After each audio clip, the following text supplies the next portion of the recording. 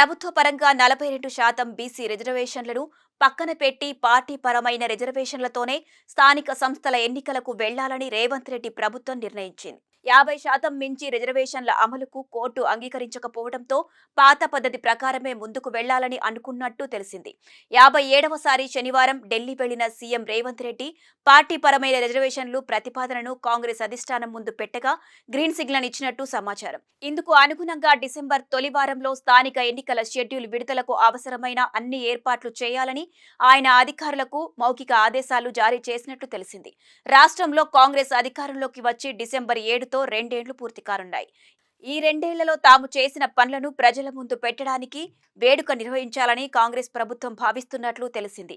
ఈలోపే స్థానిక ఎన్నికలకు షెడ్యూల్ విడుదలైతే ఎన్నికల కోడ్ అమల్లో ఉంటుంది. కాబట్టి వేడుకలకు వీలు పడదని భావించి షెడ్యూల్ జారీని డిసెంబర్ 2వ వారానికి వాయిదా వేసినట్టు తెలిసింది. వేడుక పూర్తయిన రోజు లేదా మరుసటి రోజు స్థానిక సంస్థల ఎన్నికల షెడ్యూల్ విడుదలకు సమాయుక్తం కావాలని ప్రభుత్వ పెద్దలు అధికారులకు సూచించినట్టు సమాచారం.